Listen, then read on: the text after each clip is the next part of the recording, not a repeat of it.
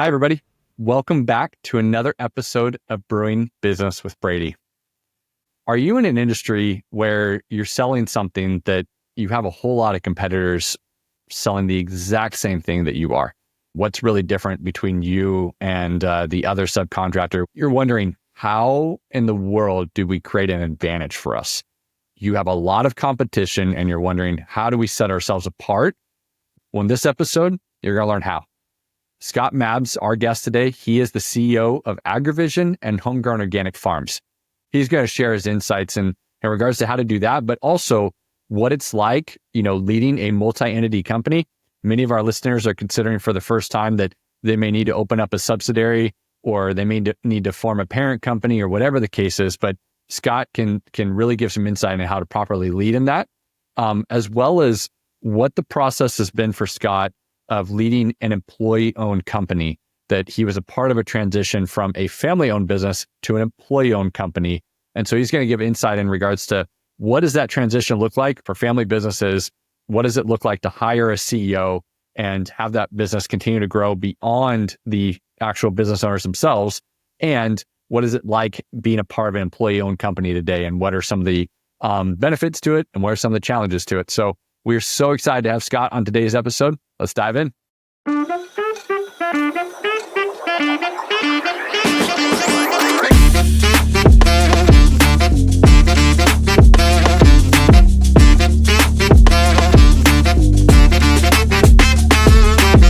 Hi, everybody. Welcome back to another episode of Brewing Business with Brady. We're really excited about today's guest. That I've known Scott Mabs for a good, what is it now, Scott, 10, maybe 12 years. Scott's somebody that's really close to my heart, y'all, and I'm really excited to have him on the podcast. And so thank you so much, Scott, for being here with us today. You bet. Excited to be here. I've known you for a long time, and I would see all the kombucha bottles and everything as you would come into work. And obviously, this is Brewing with Business with Brady, so we like to ask every guest, like, how do they start their morning, whether it's coffee, tea, whatever the case is, that what do they start with their mug in the morning? So what is it for you these days? Is it still kombucha?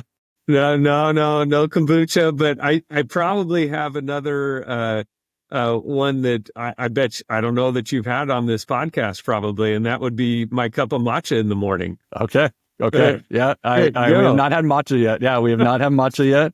That we've had a lot of different things here. I will say that there's a lot of variety out there, but we haven't had matcha yet. So yeah, Scott, you will take the award for some of the weirdest stuff to drink in the morning, though. Well, back in my earlier days, I was a venti Americano from Starbucks every morning, and after about 10 years of that, my stomach and my body said, "Sorry, you've already used up all the coffee you could ever drink in your lifetime, so you have to transition to something else." So I did, and matcha with raw milk, maple syrup, you can't beat it. It's good. Yeah, I'm going to have to figure something out though, too, because actually the next couple of weeks, I decided to kind of do this like detox cleanse where, I'm not supposed to have caffeine and I'm supposed to eat, like no milk, no eggs, no peanuts and all that, and just try to eat more, grains and lean proteins that I figured it'd be a great way to step into Thanksgiving and then be able to load up on. It's always about canceling it out, right? Yep. And so yeah, I don't know what I'm going to do without a cup of coffee every morning, though. I'm going to feel really sorry for my family. Well, great. So for our audience, you are the CEO of AgriVision and, a more well-known brand. Homegrown Organic Farms is a company focused on selling fruit, right? That you sell a lot of organic produce, as well as conventional produce, meaning a lot of organic fruits, a lot of conventional fruits. So blueberries, citrus, grapes, stone fruits that can include peaches, nectarines. So a lot of the products that several people can see in their grocery store that they're picking up and they're buying, Homegrown Organic Farms is involved in a lot of that. And I've always found, personally, Scott, the topic of, even in working in the fresh produce industry for years, right? Like, you're selling a product that has been around for thousands of years. And I did my MBA, I'd tell people, like, everybody want to go work for this innovative tech startup. I'm like, what's a real challenge? Selling something that has been around for thousands of years and trying to get additional sales with it, right? Amen. And, it is a challenge, right? Like, you have to find creative ways of differentiation one for your company, but then also for your product and your services. And so, but the reality is a lot of our listeners are focused on selling products and services that aren't highly innovative tech, right? It's not something amazingly new, and there rarely is something truly new under the sun. These are things that have been around for years. Fruit has been around for thousands of years. Question: how do you create new demand for fruit? I think as in any industry, right, your most important thing is to listen to your customer, right? I mean, that's always, and it's like even within fruit, one of the benefits that we have in fruit is that people always have to eat, right?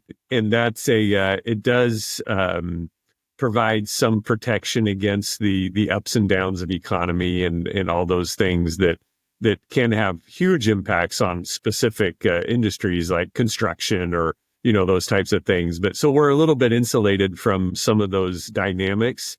But when you say, okay, well, the consumer, the people that are eating our fruit, what are they most interested in? And that's why, early on, we went down this path of farming organically and developing, something that consumers were asking for in a small way in the beginning. And it's grown and grown and grown. But something where they feel good about that piece of fruit and they're not concerned about the potential pesticides or chemicals or the way that product hurt the environment and the way that it was farmed. And so listening to the consumer, I mean, that's always been, priority number one for business, right? Listen to your customer. What are they wanting? We've moved in that direction. But obviously you have different consumer sets too, right? I mean, you have, certain consumers today that really don't care about organic. I mean, they don't, but they do care about how their fruit eats. They want their fruit to eat perfectly. And they want it to be nice and sweet and have a good eating experience. And so there's different consumer sets that I think we've focused on the consumer set that does care about how that product is farmed. They do care about what's on their product and the health of the product. So that's been our, kind of our niche, right? That's our thing that we focused on and that we've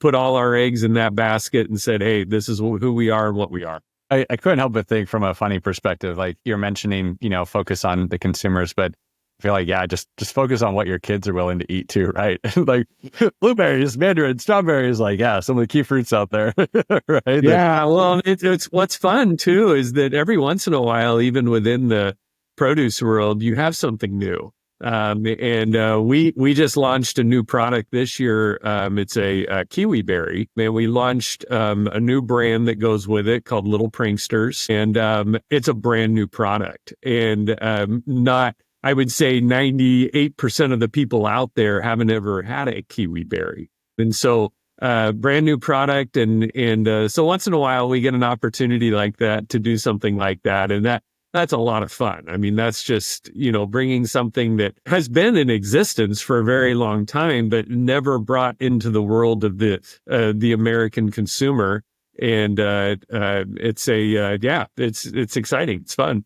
I think there's something there, right? That I think a lot of people, they think of innovation, they think of like this explosive change, but it's like even the blueberry. I mean, now there's the kiwi berry, which, it's a variety and it's a mix between kiwi fruit and berries, right? It's like, blueberries have been around for hundreds, if not thousands of years, but like via low bush variety.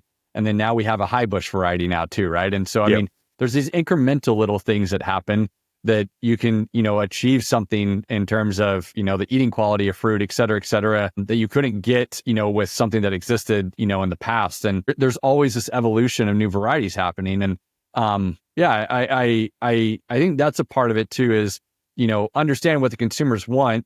And that isn't necessarily them saying, hey, I want a blueberry, but, I really like a crunchy piece of fruit, or I really like this type of texture when I'm eating, or I care about this when I'm eating. And wow, can we make something that can kind of be unique in that category too, right? Well, what's fun too is that innovation doesn't necessarily mean that you brought something new, right? It means that, you may be taking something that's been around forever, that's an old thing that's been there for a long time. And then it's more of just like, hey, no, there's an opportunity right now to take that old product that was there that's maybe been completely forgotten or not, not paid attention to, and market it in a way that makes it exciting and interesting for the consumer today. You all of a sudden, because consumers are always changing, right? And so they're what they want. And that's what's also interesting about the world of fruit, right? Because there are, most people don't realize how many varieties, how many different things that are out there around the world. It's overwhelming when you actually understand what all is out there. It's like dragon fruit, right? Dragon fruit has been a thing that is starting to gain a little momentum in the U.S. Well, in other parts of the world, it's a huge commodity. It's something that is very well known, and here it's kind of a specialty product that's just gaining a little bit of traction, and so there's just industries are interesting that way. It's taking what's old and repositioning it and making something that's really exciting for the consumer. Absolutely. I mean, even down in Chile, I understand, like in southern Chile, there's like thousands of varieties of potatoes that nobody like really knows about, and they exist. And it depends upon whether you like them, right? But there is thousands of varieties of potatoes. I think most people see like the top 5 or 6 in their grocery store, and they think that that's what's available to them. And it's like, no, there's way more than that. That's just what's been marketed to you. I am interested though to go down this a little bit further, right? Because a lot of our listeners, they work in businesses where they have direct contact with the end consumer of their service or product, right?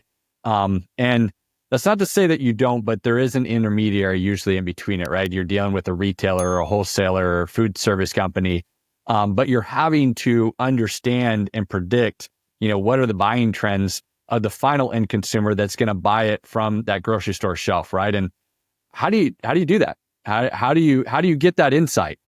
Yeah, really. We've always looked at is we have 2 sets of customers. We have the buyer, which is associated to a particular retailer or wholesaler, like a Costco or a organically grown company in the Northwest who's a wholesaler up in that area. You have the buyer, and then you have the consumer also.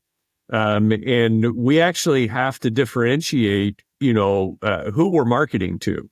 The buyer who has control of the PO and determines, who's going to get his business has always been our, to a certain extent, our focus as far as, okay, listen to that buyer. What do they want? He's communicating what his customers want, which are in the end, the consumer, right? That's so that person is communicating, hey, this is what I'm looking for. This is what I need. But for the buyer too, like transportation and supply chain and those types of things are extremely important. Price is important to him also, what kind of price he's going to get. So, listening, we've always focused very much on the buyer as far as our customer and being the one that's directing us in how we need to be developing our product and what they're interested, because they're, in a sense, the voice of the consumer. When we talk about, impacting the consumer in a certain way, and I always talk to my marketing department, and it's like, okay, to move the consumer needle is a massive endeavor. Yes. I mean, and agriculture has never been known to have very high margins. And we just, oftentimes, sadly to say, we just don't have the dollars to move that needle very well. Once in a while, we have an opportunity with like I was talking about the kiwi berries, and that type of a situation where I have a very unique product, something that's very different out there. Okay, I think we can do a little more consumer-focused marketing. We have a website, we have social media, and all those types of things that are, in a sense, consumer-focused. But honestly, a lot of the time, that is just to give the buyer confidence in who we are and what we're doing. And that the consumers in the store, if they go look at Homegrown's website, they will have a good experience, and it creates a professional atmosphere as far as what we're doing and how we're doing it. But moving that consumer needle, that's a tough one to do. And especially as a small company, I would say that we are, what we looked like 10 years ago is not what we look like today. I mean, we're growing, we're, and so as you grow, you have more opportunity to maybe take a little bit bigger bite, into that consumer world and try to make some of those impacts there. I am interested. So like Homegrown Organic Farms is very focused on sustainability. That I know you all have made some significant strides in regenerative agriculture and implementation of those practices throughout the farming, of several commodities that you all handle. And I think there can be a lot of debate out there that sustainability can kind of be this frou-frou concept, right? I'm just going to be objective and say that, it's kind of this pie in the sky concept that, where's the tangible business ROI for it? How does this translate to, something that can actually be sustained long term? And it's not just a marketing gimmick or something of the sort. That have you experienced at Homegrown tangible business results from implementation of some of these sustainable initiatives? Well, I think you got to go back first to like the organic initiative. And because again, that was going back to the consumer was asking for this. The consumer didn't want pesticides on their product. The consumer, didn't want, the chemicals associated to the fruit that they were eating. And so that was sustainable, is sustainable. I mean, it's how our company was built, was based on that, right? So we, the new things that are coming out, the regenerative, we have our stone fruit program, and part of our blueberry program is all regenerative organic certified through a third-party certification agency. Is that going to be sustainable, financially sustainable? Is the consumer going to create enough demand in that to want to pay what's needed in order to sustain the costs associated to running that type of a farm? The jury's still out. I think we know that consumers are asking for it. We know that consumers are interested in the how the earth is being taken care of from a they're concerned about climate, climate change and all of that. I had my daughter who's lives in Seattle, and she's 26 years old and has been involved with the company a little bit, but on a very limited basis. And she doesn't know really what we're doing in a lot of the areas. And she texted the other day and says, "Hey, Dad, what do you know about regenerative agriculture?" And so, it's that age group, and people in their 20s are interested in what this type of farming and how things are being done to produce their food. And so we look at it and we go, the regenerative farming has some interesting new techniques in regards to how to best take care of your soil. And we know the soil is the foundation building block. It impacts everything on the farm.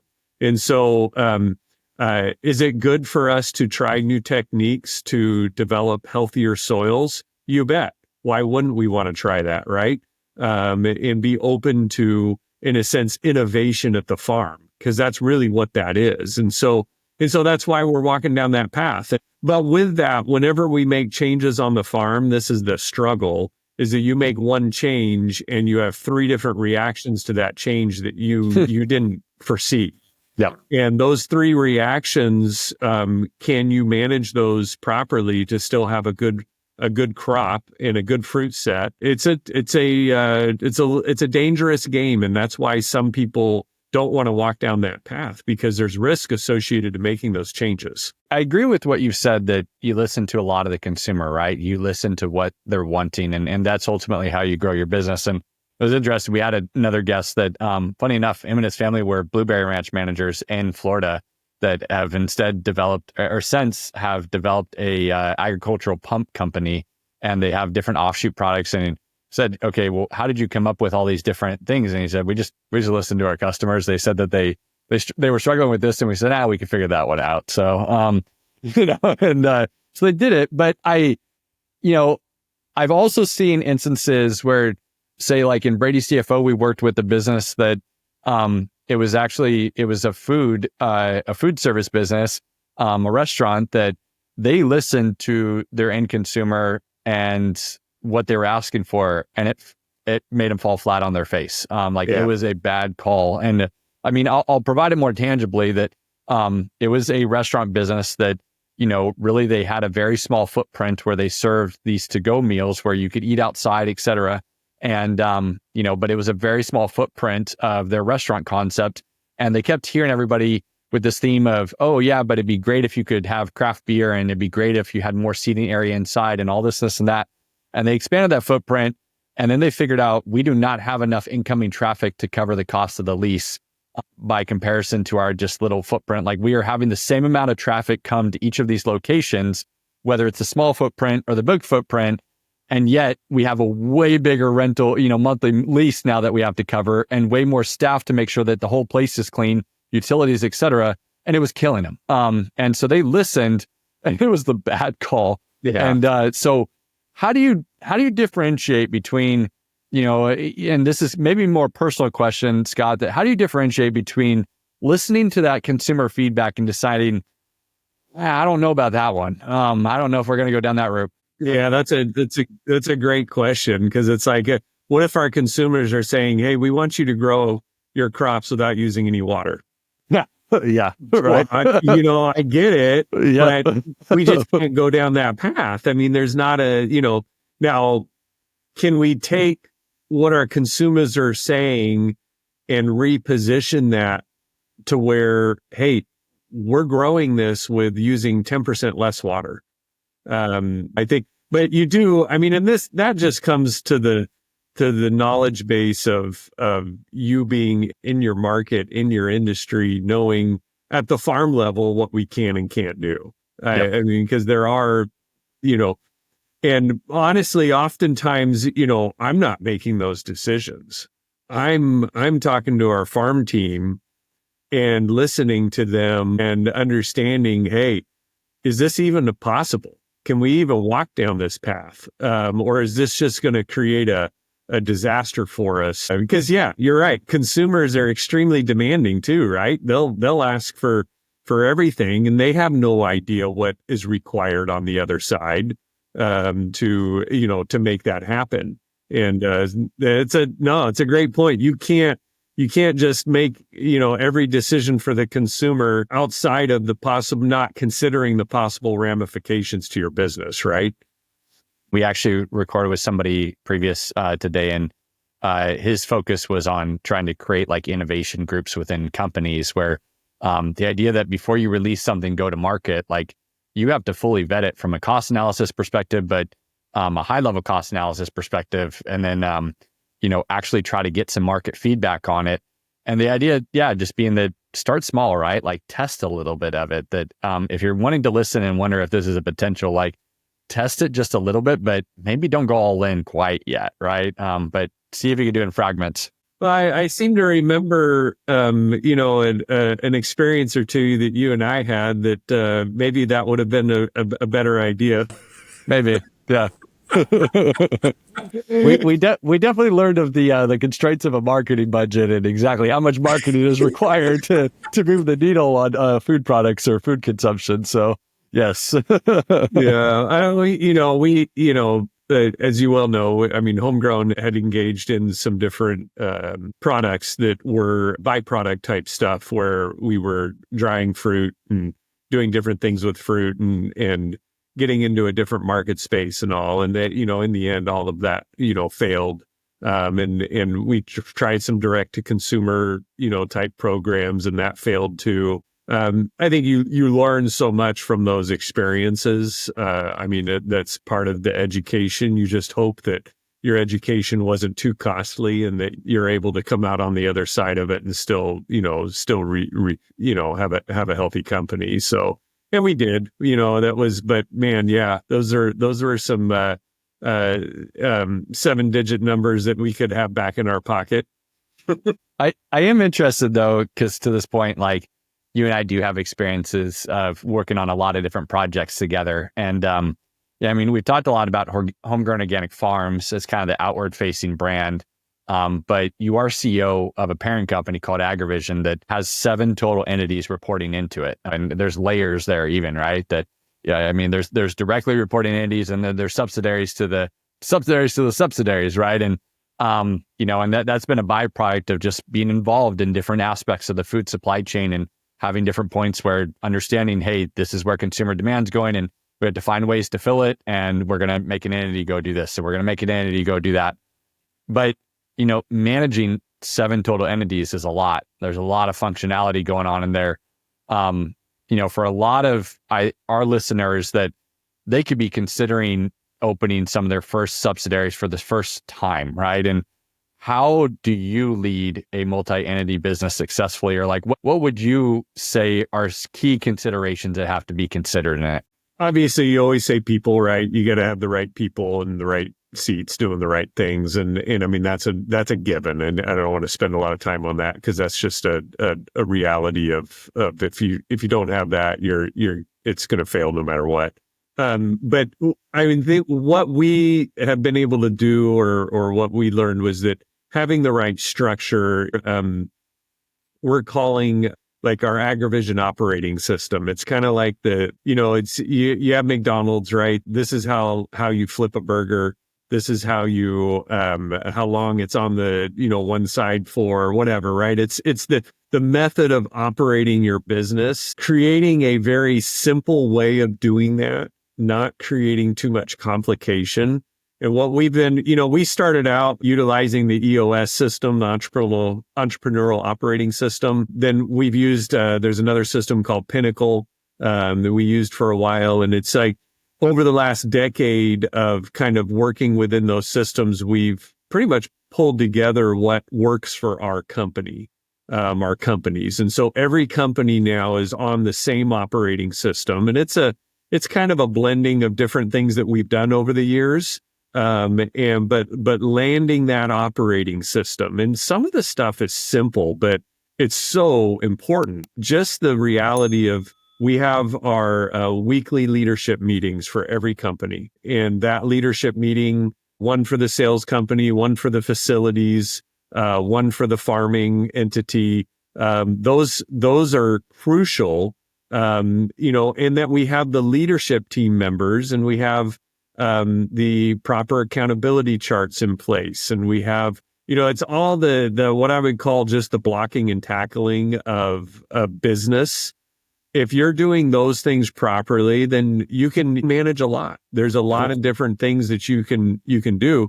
Having our scorecards for each entity, that we can at a glance for that week understand exactly what's going on in the company and how it's doing. Those types of pieces are crucial if you're going to have subsidiaries and you're going to have multiple companies, and because pretty soon there's just too much. I mean, you can't delve into all the reports properly, and so you've got to be able to ride at that high level, but still see the most important things. It's like we have a measurement at our cold storage, our shipping facility, that's how many trucks on a percentage basis ship out under 2 hours every week. We know that that's a key indicator for us. We have to be accomplishing that well in order for our customers to be happy that their trucks are getting loaded and shipped in a timely manner. We look at that measurement every week and in our leadership meeting. And so just that structure, how you operate a company, is the foundation to being able to have a lot of companies functioning and working, and it becomes it takes years to kind of put that in place. You have to start somewhere, and then you have layers within the company, right? So you start at the leadership level, and then you go to the next, and then you go to the next, but each level is like another year of working on that. And so in getting that throughout all of the companies, and certain companies will adopt things faster than other companies that are within your, it's like you said, the 7 entities that are a part of what we're doing here. So it's a whole process, but yeah, I enjoy it. That's been one of the things that I've enjoyed the most about, kind of leading the businesses, has been putting that structure in place and watching it be able to help the companies run efficiently in a good way. And it helps the people, right? Because the worst thing I hate it when people come, well, I don't even know what's going on in the company. And, communication is horrible. And, I don't want to be hearing that. I want to hear, yeah, man, they they are really transparent. They let us know what's happening. I get an idea of what's happening in the companies. And we just had our what we call our all hands meeting yesterday. That's all the people in all the companies. We have it at our main office here, but then, a lot of people are on Teams and doing that. But we go through each company. We talk about what the new goals are for 25. We talk about the quarterly rocks that we're going to be focusing on this quarter. We go over our values and our mission, and we do our AgriVision All-Stars Award that calls people out that are doing the values in an amazing way. It's all stuff like that. That's just a huge part of what you have to do in a business. You have a really good answer. I mean, that is a wonderful use case for an operating system, right? You're going to have nuances, and each leader of each, entity is going to do something a little bit different, but, or they're going to lead and they're going to have their own little biases or nuances. But, in terms of having a weekly meeting and the agenda to that meeting, it's consistent, right? Scorecards, everybody has the key indicators and there's a consistent scorecard, in each entity. Just some things like that as to managing people, having systems in place that at least there's consistency, that when you pop in and you look under the hood and you say, I want to know what's going on in that entity, well, they're following the same system as that one. So when you go look at that scorecard, you're not going to say, what in the world is going on over there? Exactly. How are they measuring that? That makes no sense. How do they come up with this? And you can walk into a meeting too in an L10 and you know exactly what the meeting agenda is going to be, right? That okay, this is the section at which I'm going to bring up some issues right now because that's the section on the agenda. So that's when we do that. And it's what to expect in every situation. So yeah, I wasn't thinking of that, but the multi-entity, in terms of an operating system and especially the use case in a multi-entity type of operation, just that was the case study for it right there. I am interested too, Scott, that you bring some unique perspective. As a part of the 7-entity system. And I want to relate this to, I was meeting with the business owner the other day that, this is a very hands-on individual, wonderful guy, had grown a $8 million specialty like contracting business where what they did is they did like acoustics and lighting inside buildings. But he had grown the business to roughly about 10 million in revenue. And he came to me and said, I don't know what to do next. I'm literally the guy that started this business doing the actual application of the acoustics and installing the lighting. And I've grown it to this point, and I don't feel like myself or my leadership team are the right people to move this business forward. But I feel like the Lord has called me to that we need to keep growing this thing. I just don't know what to do, and I don't feel like I have the people to do it. And you kind of bring an interesting perspective because you were part of a family-owned business that was not your family that brought you in as CEO and leader.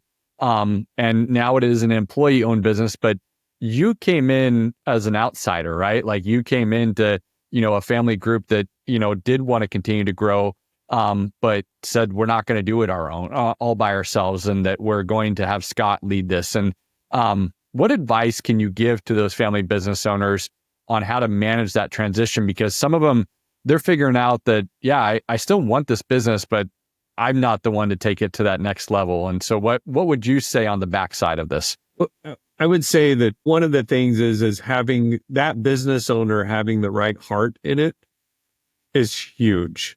And I can't say enough about our previous owners as far as their willingness to want what's best for the team members and the employees long term. And honestly, the willingness to make sacrifices to make that become a reality.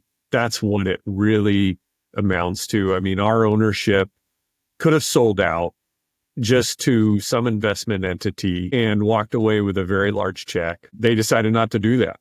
They decided to sell it to the employees. We're an ESOP, 100% ESOP now.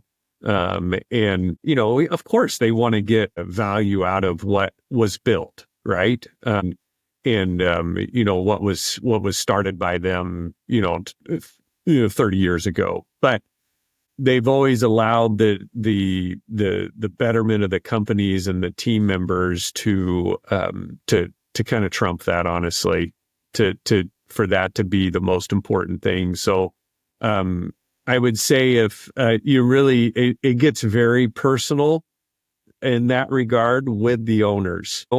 If the owners are interested in getting the value or moving out of that space and, transitioning out of it, and they want to get their value out of it for whatever reason, and not saying that it's a wrong thing, right? They just have to be real about, what's going to be required in a transition like that. I know our ownership has had to, walk through that and be very willing to give up certain things, because they wanted to allow the employees they didn't want our culture to change, which that was the whole thing. I mean, we're very much a kind of a faith foundation company. We do a lot of things for the purposes of not just, of doing things in a manner that represent our beliefs in a good way. And so that's been a foundation, and the ownership didn't want to change that. They didn't want that to go away. And they know that if they sold out to just some investment entity, that would completely change and go away. And so they made sacrifices in that regard, to make that happen. So I think a lot of it is the owners being very honest with themselves, where they see things at in their own hearts and what they want out of what the future is. And if you want the transition to happen, if you want recognizing, if you want to keep it, in a sense, what it is, there's going to be stuff to give up. I mean, it's just, the other way to do it, and I'm not saying this is bad either. It's just like the other way to do it is just to sell out to the next buyer that comes along, that you feel is the right kind of buyer. And that's okay, Yep. but you got to be real with what that will do to the company and where your heart is and all those things. It's just that's a extremely personal thing, because, companies are built with blood, sweat, and tears, and those founders and owners are the ones that, did most of it or did a lot of it. And that becomes hard. You've mentioned, and we talked a bit about it, that, I mean, it was a family-owned business for several years. They brought you into a leadership role, and you led a family-owned business for years. But now, AgriVision is an employee-owned company, where the employees own 100% of the company. That's how the owners decided to exit and transition. And they wanted to not sell out to just anybody. They wanted to sell it out to the people they put in place, to that they felt like were going to carry forward the values and carry forward the mission of the faith-oriented mission of the company. What are the benefits that you've seen from this, but what are also the unexpected challenges? I think the benefits, honestly, in the short term are not a whole lot. I mean, there's some, aspect to where you can say, hey, Mr. Employee, Mr. Team Member, Mrs. Team Member, now you've got another, per se, like a 401k program, in a sense, that can build over time and that type of deal. But as far as they're concerned, their stock measurement that they'll get this year will come back at, they got a few $100s in their account, because, we're highly leveraged right now with that ownership to pay down that debt over time. And so there's not the short-term benefits are the fact that we're not owned by another company, and we're not just, going in a totally different direction, but we still have control over our destiny. Yep. And so that's I would say that's really the short-term benefits. It's not necessarily what we gained, but it is more about what we avoided, in that regard. The long-term benefits are where it's exciting. But in order for that to be a really a good thing, is that it's got to perform. I said from the beginning, if we don't double these companies in 5 to 7 years, it will be hard for the ESOP to be successful. I kind of still hold by that. I mean, it's and we're making progress on it. Things are moving in the right direction, but we had a couple tough years, just recently for various reasons, but we're coming out of it and moving in the right direction, and things are looking really good. We, broke records this year in our sales by, roughly 25%. So things are moving in a good direction, but it's a things I didn't, obviously being leveraged isn't a great thing. That's a challenge. But also having ownership that's extremely, that wants to work with you, I think is part of the reason we even wanted to go down this path in the beginning. They Cool. want the companies to be successful. So that's a big part of it. I would say doing a fully buying out an ESOP, it might be beneficial to do a partial buyout with the ownership in the beginning and kind of take one step forward and look at it more over a longer term strategy. Yeah. That for our audience, an ESOP meaning employee stock ownership plan, and Scott has brought up, but employee owned business that in order to make a transition, somebody has to pay money to, obviously exit a business or to buy a business from, the current owners. And so if, an employee owned that, either you have employees that are coming with the capital and that's a unique situation, or ultimately, there's deeper details of this, right? But ultimately you can lever the business and the employees with a debt would come in and take over the business and would have a debt to pay back to, current ownership or the selling party, I should say.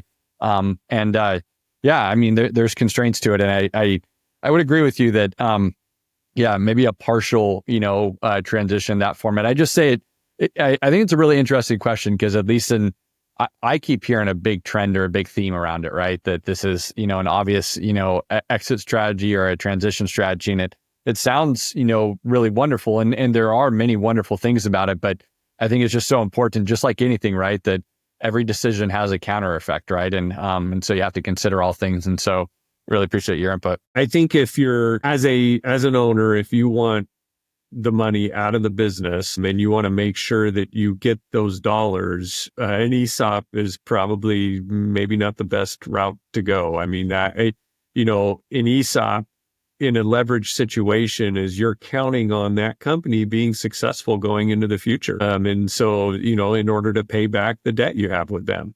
And so that's you're banking on what the future holds. There's risk associated to that for the owners that are selling. It just is. So Scott, as we kind of begin to wrap up here, I'd love to understand, you have a lot going on with, a parent company with 7 reporting entities into it and focuses on sustainability, employee-owned company. You got a lot going on. So what challenges do you see for your business, your industry over the next 5 years, and what's your plan to overcome those?